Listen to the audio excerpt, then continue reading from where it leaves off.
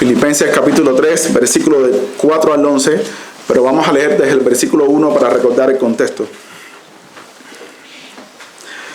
Dice así la palabra del Señor. Por lo demás, hermanos, gozaos en el Señor. A mí no me es molesto el escribiros las mismas cosas, y para vosotros es seguro. Guardaos de los perros, guardaos de los malos obreros, guardaos de los mutiladores del cuerpo, porque nosotros somos la circuncisión, los que en espíritu servimos a Dios y nos gloriamos en Cristo Jesús, no teniendo confianza en la carne. Aunque yo tengo también de qué confiar en la carne, si alguno piensa que tiene de qué confiar en la carne, yo más. Circuncidado al 8º día, del linaje de Israel, de la tribu de Benjamín, hebreo de hebreos, en cuanto a la ley, fariseo, en cuanto a celo, perseguidor de la iglesia, en cuanto a la justicia que es en la ley, irreprensible. Pero cuantas cosas eran para mí ganancia, las he estimado como pérdida por amor de Cristo. Y ciertamente aún estimo todas las cosas como pérdida por la excelencia del conocimiento de Cristo Jesús, mi Señor, por amor del cual lo he perdido todo y lo tengo por basura para ganar a Cristo. Y ser hallado en Él, no teniendo mi propia justicia, que es por la ley, sino la que es por la fe de Cristo, la justicia que es de Dios por la fe, a fin de conocerle y el poder de su resurrección y la participación de sus padecimientos, llegando a ser semejante a Él en su muerte, si en alguna manera llegase a la resurrección de entre los muertos. Uno de los problemas con que los filipenses tendrían que lidiar al enfrentarse a los judaizantes es que ellos no tenían competencia en esa área. Ellos no tenían conocimiento, ellos no tenían antigüedad. Era muy probable que los falsos maestros, en lugar de atacar el argumento, descalificaran al mensajero. En lugar de explicar por qué se dice en Génesis que creyó Abraham a Dios y le fue contado por justicia, y esto antes de ser circuncidado, y en lugar de explicar por qué dice Habacuc que el justo por la fe vivirá, ellos más bien atacarían a los gentiles, argumentando que ellos no tenían conocimientos, que ellos no eran el pueblo que estuvo en el Sinaí, que de ellos no se había levantado ningún profeta, que de ellos no vendría la salvación, etcétera, etcétera. Pero la sabiduría de Dios, que es infinita, había escogido a Pablo para esta tarea. Quizás la sabiduría humana habría pensado en otro para apóstol a los gentiles, quizás Cornelio, por ejemplo, un hombre gentil convertido al judaísmo, un líder militar respetable, pero aún así era muy probable que los falsos maestros, los judaizantes, miraran a este hombre por encima del hombro. Pero Pablo fue el escogido para esta tarea, uno, digámoslo así, pura raza, y uno que aventajaba a todos los falsos maestros en cuanto a la justicia que es en la ley. Así que Pablo va a sacar una lista con sus credenciales personales. No es que esté orgulloso de ella, al contrario, ese currículum de nada le había servido, pero quiere demostrar que incluso haciendo mucho más de lo que dicen los judaizantes, todavía no sería suficiente. Nada de eso sería suficiente comparado con Cristo. Hemos titulado este sermón 2 currículums. Veremos en primer lugar uno según la carne y en segundo lugar uno según la fe. Dice Pablo en el versículo 4 del capítulo 3, aunque yo tengo también de qué confiar en la carne. Si alguno piensa que tiene de qué confiar en la carne, yo más. Por supuesto, estas palabras no tienen un aire de arrogancia. No pretenden mostrar una superioridad moral sobre su oponente. Más bien quiere dejar en evidencia la insensatez de los argumentos de su adversario. Quiere demostrar lo absurdo de perseguir una justicia según la carne. Es como si alguien te quiere vender un kayak para cruzar el Atlántico y yo te diga, mira, yo tengo uno mucho mejor.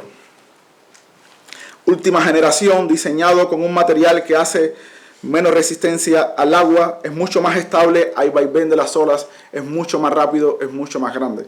No te digo todo esto para demostrarte, para restregarte en cara que el mío es mejor que el tuyo. Es para decirte, para advertirte que en ningún kayak se puede cruzar el Atlántico, ni aunque lo perfecciones, en un kayak no se puede cruzar el Atlántico. Ahora Pablo comienza a describir sus credenciales, a desglosar su currículum según la carne. Primero, circuncidado al octavo día, circuncidado al octavo día.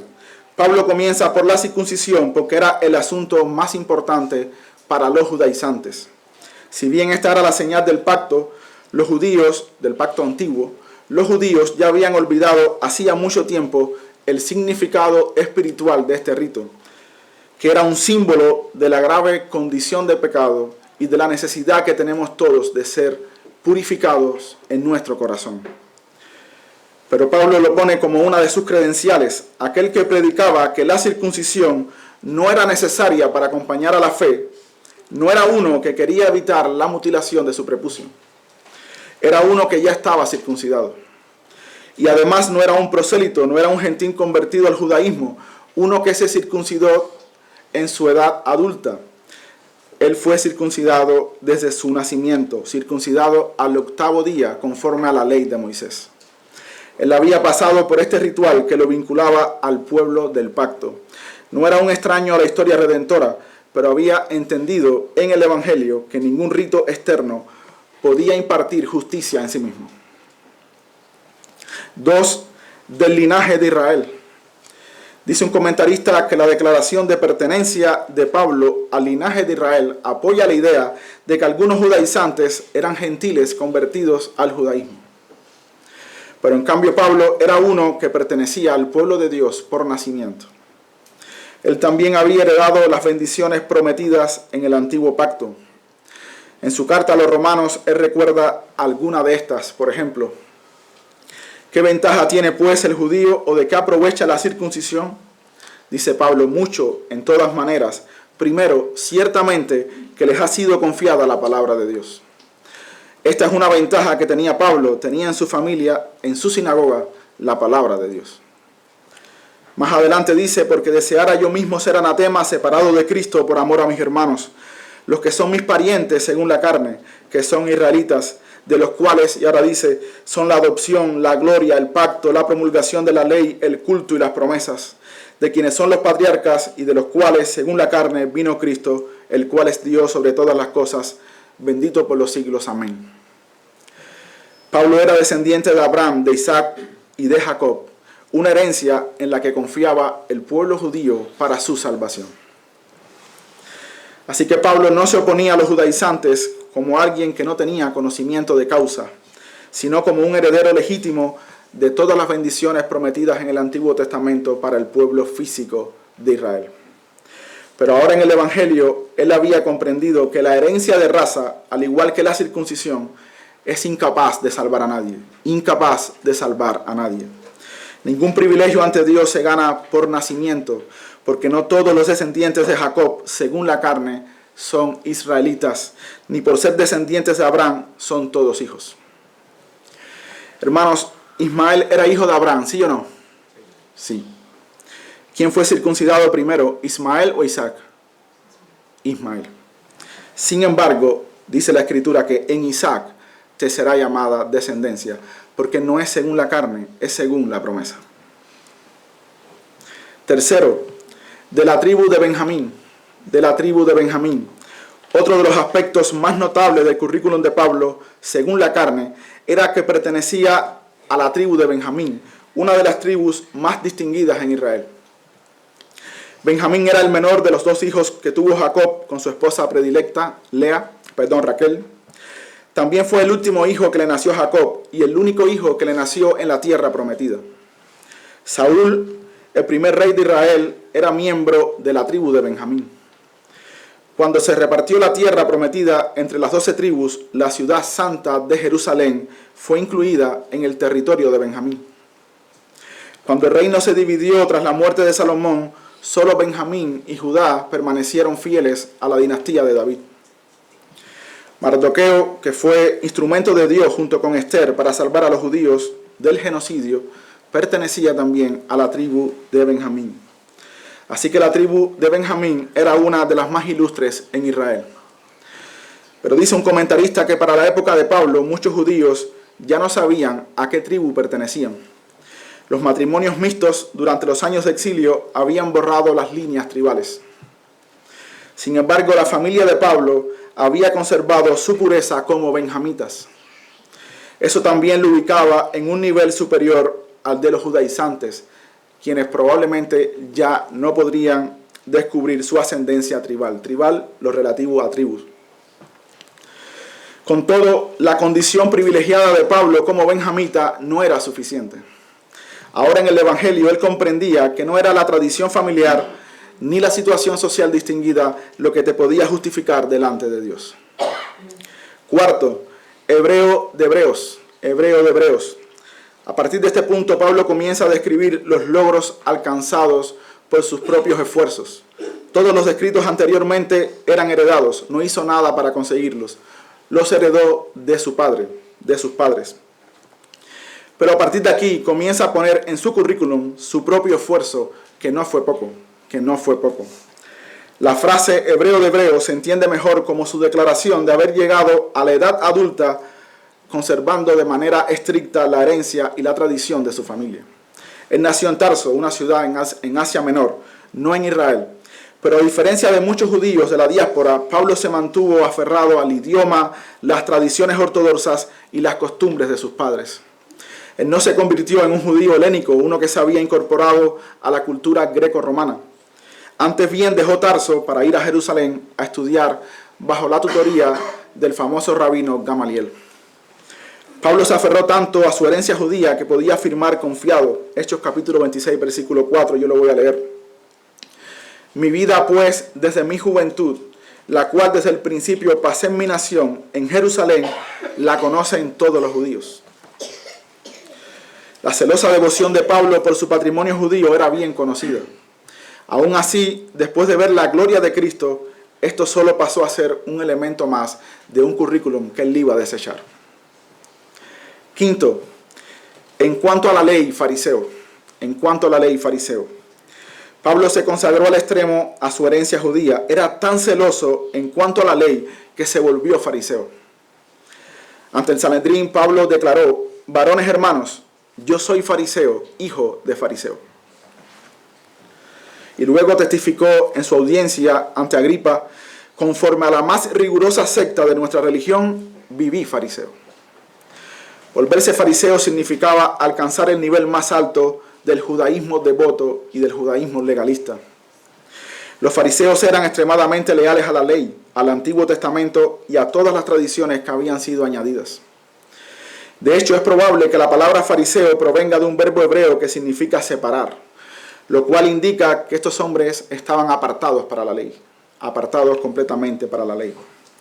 El término ley aquí no se limita al Pentateuco o al Antiguo Testamento, sino que incluía todo el sistema de reglas rabínicas, y estas últimas habían llegado a un nivel tal que el Señor tiene que condenarlos y decirle: vosotros habéis cambiado la ley de Dios por vuestros mandamientos, por vuestras tradiciones.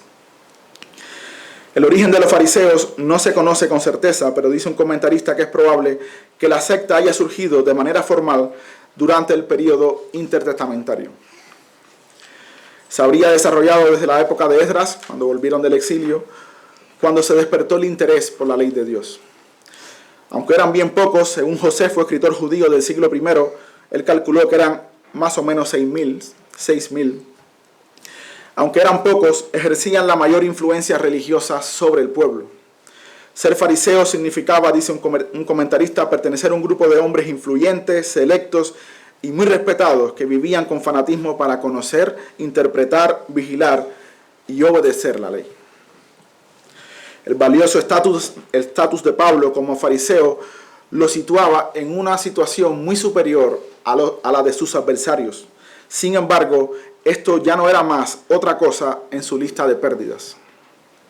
Ahora en el Evangelio, él había entendido que todo eso quedaba muy por debajo de la estatura de Cristo. Sexto, en cuanto a celo, perseguidor de la iglesia. Los judíos valoraban el celo como la virtud religiosa por excelencia. El celo es una moneda de dos caras. Por un lado tú amas a Dios, pero por otro lado tú odias todo lo que le ofende. El amor celoso, pero sin ciencia, de Pablo lo llevó a odiar y a perseguir al cristianismo. La intensidad de su celo puede verse en la magnitud de su persecución a la iglesia. Él mismo cuenta que asolaba a la iglesia, la perseguía incluso al extranjero. Los forzaba a blasfemar, los arrastraba hasta las cárceles y daba su consentimiento para la pena de muerte. De esta manera cruel, Pablo persiguió a la iglesia. En términos de celo, Pablo superó a los judaizantes.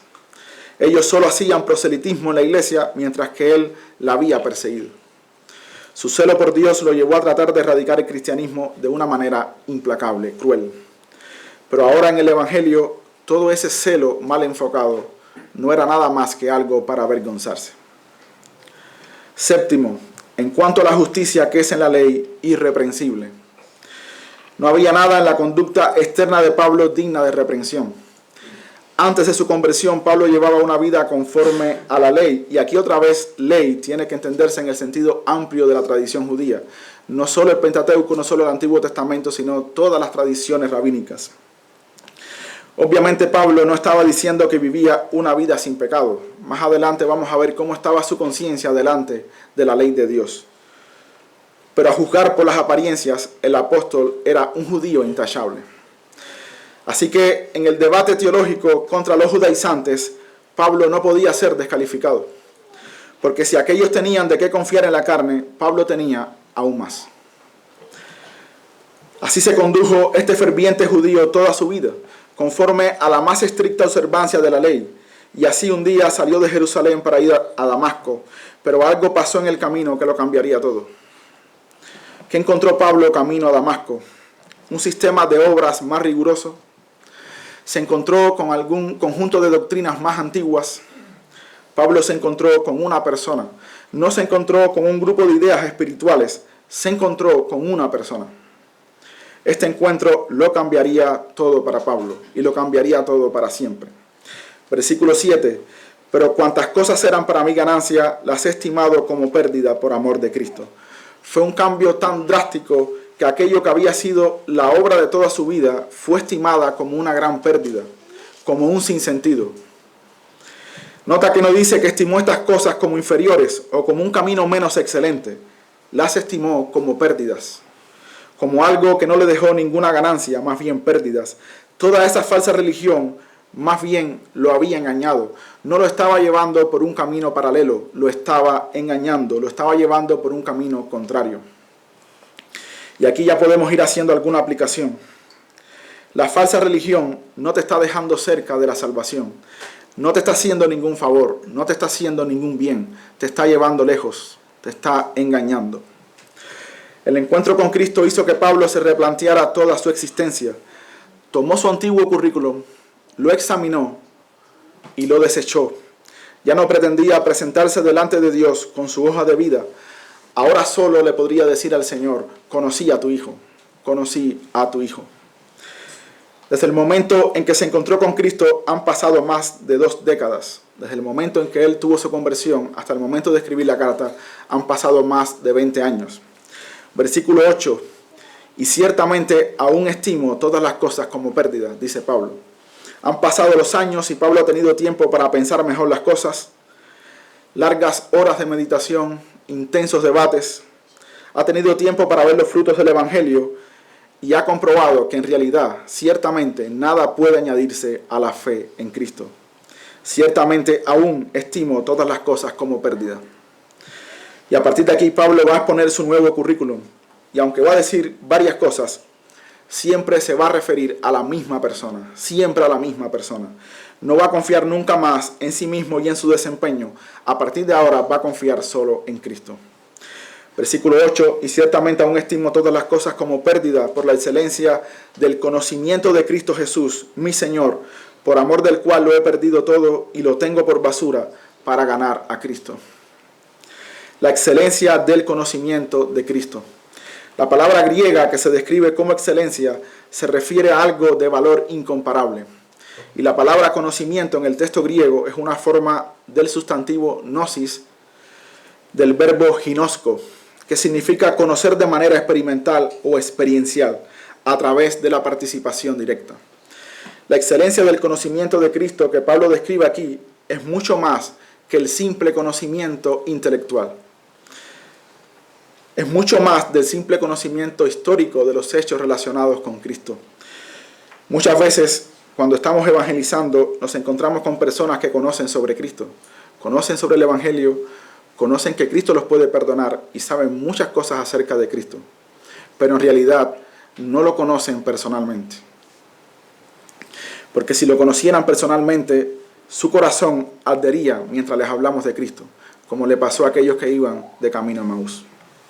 No es el conocimiento académico, no es el conocimiento histórico sobre Cristo a lo que Pablo se está refiriendo aquí, sino a un conocimiento experiencial, un conocimiento íntimo, conocer íntimamente a Cristo. El Nuevo Testamento describe muchas veces a los cristianos como personas que conocen de verdad al Señor, los conocen de manera relacional. Solo 3 ejemplos, rápido. En el Evangelio de Juan, Jesús dijo: yo soy el buen pastor y conozco mis ovejas, y las mías me conocen. Yo conozco a mis ovejas y mis ovejas me conocen. Más adelante Él definió la vida eterna como conocerlo a Él. Y esta es la vida eterna, que te conozcan a ti, el único Dios verdadero, y a Jesucristo, a quien has enviado. A los Corintios Pablo escribió: porque Dios, que mandó que de las tinieblas resplandeciese la luz, es el que resplandeció en nuestros corazones para iluminación del conocimiento de la gloria de Dios. ¿Dónde? En la faz de Jesucristo. La salvación comprende un conocimiento personal y relacional con el Señor.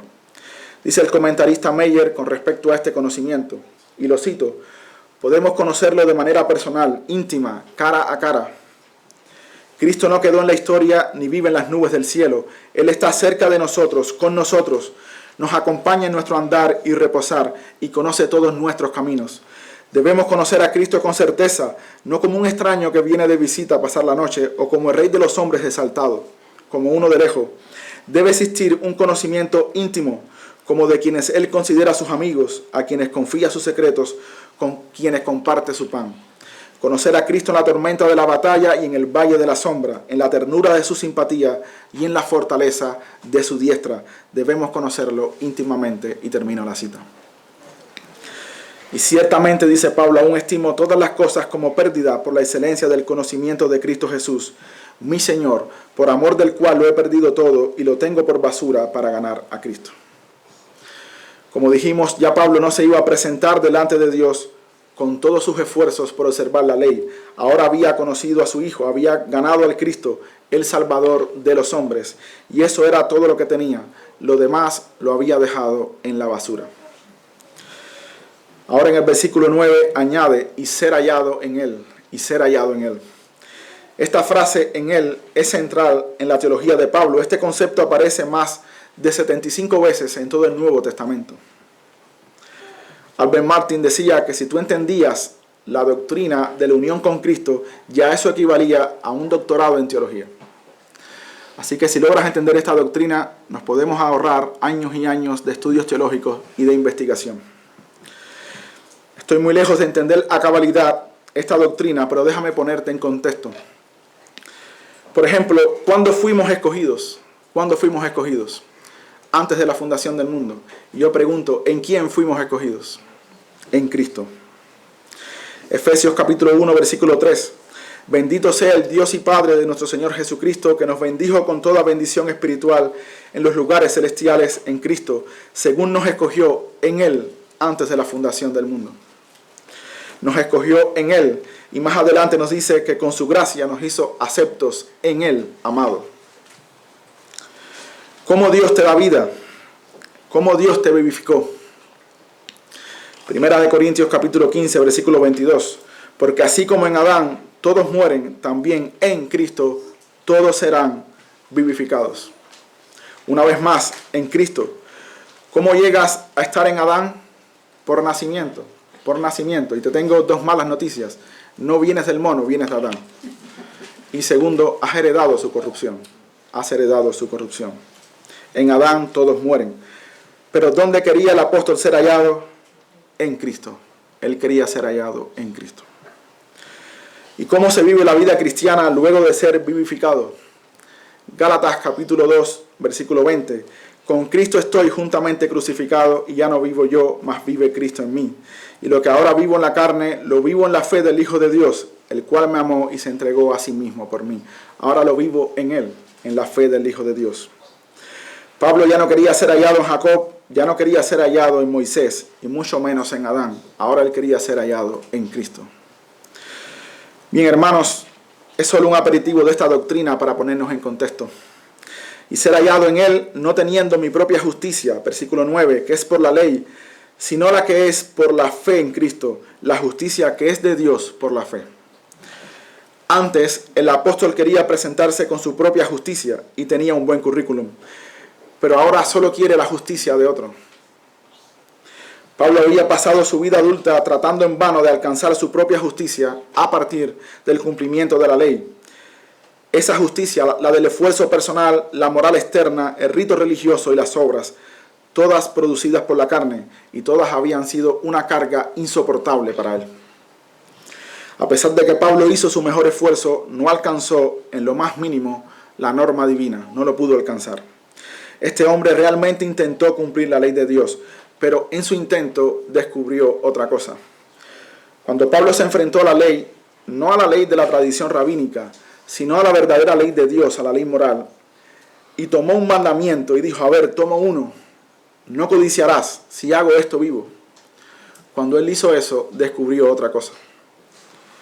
Dice que aquel mandamiento que era para vida, despertó en él toda codicia y lo mató.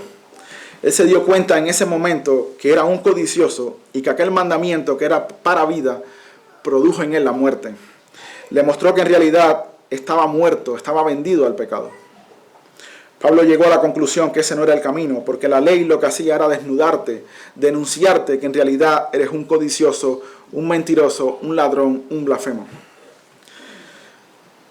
Si hay alguno aquí y no es consciente de que no puede cumplir la ley de Dios, debemos decirte que te estás engañando a ti mismo.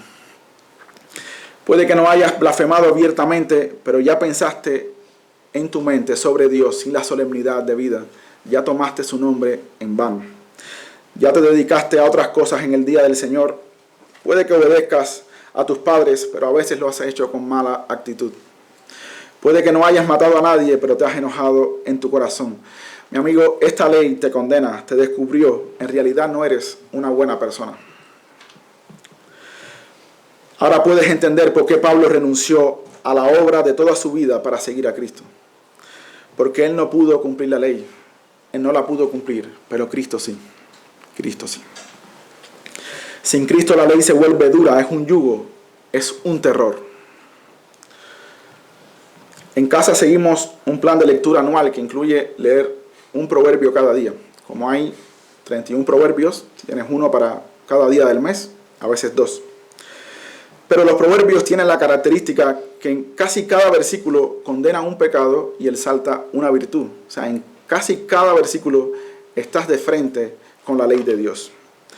A veces cuando estoy débil y paso por uno y me hiere la conciencia y me digo, yo no soy así como dice este texto, comienzo a desesperarme, comienzo a tener temor.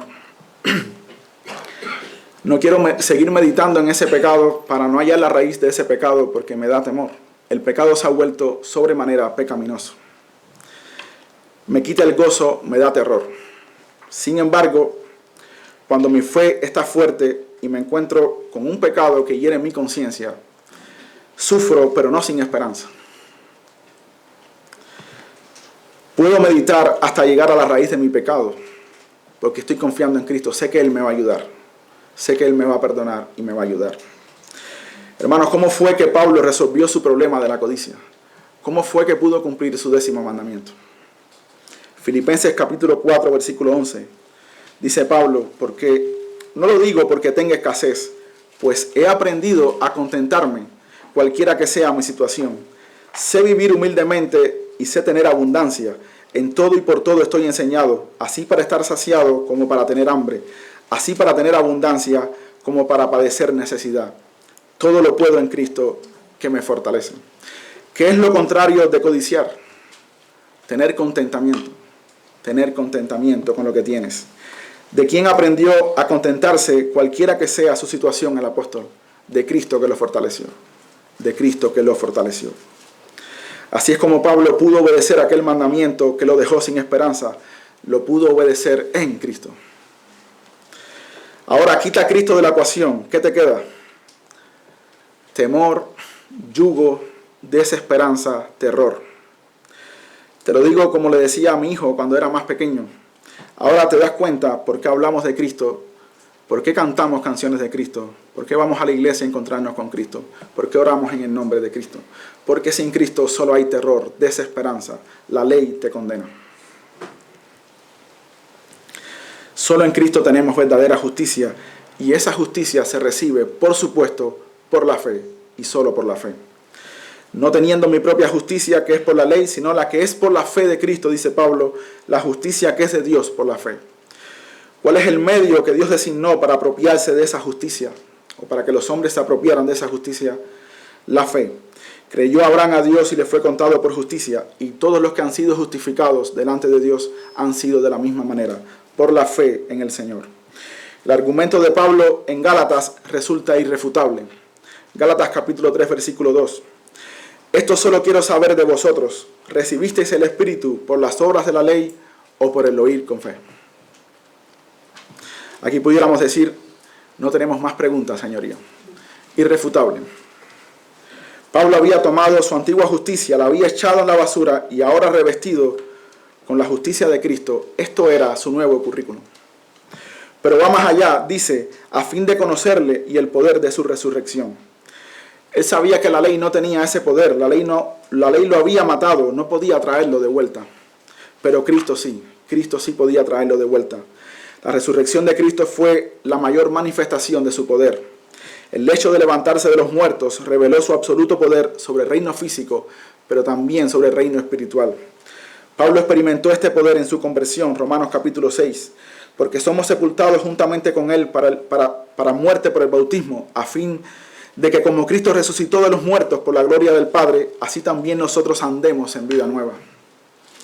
La resurrección de Cristo le mostró a Pablo que lo podía vivificar en esta vida y que lo podía resucitar en la vida venidera. Y estaba Pablo tan identificado con Cristo que no solo exhibía orgulloso todo lo que tenía en Cristo, sino que también tenía por sumo gozo padecer por él. Continúa diciendo el texto, y la participación de sus padecimientos, llegando a ser semejante a él en su muerte. Esto demuestra que el cambio que se había producido en Pablo no era un cambio por conveniencia. Esta era una conversión genuina. Asume sus persecuciones como un don que se le concedió. Ser semejante a su Señor en sus padecimientos y en su muerte. Esto Pablo lo tenía por ganancia. Esto formaba parte de su nuevo currículum. Finalmente, el versículo 11 dice que si en alguna manera llegase a la resurrección de entre los muertos. Ahora Pablo apunta a la glorificación. Un último y perfecto beneficio que obtuvo Pablo al conocer a Cristo fue la garantía de su futura resurrección, cuando participaría de la gloria de Cristo. La frase, si en alguna manera, no demuestra duda en Pablo, sino más bien humildad. Pablo, dice un comentarista, nunca perdió su sentido de indignidad. En 1 Corintios escribió, porque yo soy el más pequeño de los apóstoles, que no soy digno de ser llamado apóstol porque perseguía la iglesia de Dios. Y luego en Efesios se describió a sí mismo como el más pequeño de todos los santos. Hermanos, Pablo estaba seguro de que alcanzaría la resurrección de entre los muertos y finalmente participaría de la gloria de Cristo, pero nunca perdió esa humildad, nunca la perdió. Bien, hermanos, este hombre que conforme a la más estricta secta de su religión vivió fariseo, tenía mucho de qué confiar en la carne. Sin embargo, un día descubrió que toda su herencia, todos los rituales, todas sus obras no le iban a servir. Pero camino a Damasco se encontró con una persona que le podía impartir la justicia que la ley no pudo darle y la vida eterna que sus obras no podían garantizarle. Desde entonces comenzó a predicar de Cristo sin más confianza que en la fe en él. Finalmente, esta es nuestra aplicación. A saber que la salvación viene por una persona. La salvación viene por una persona.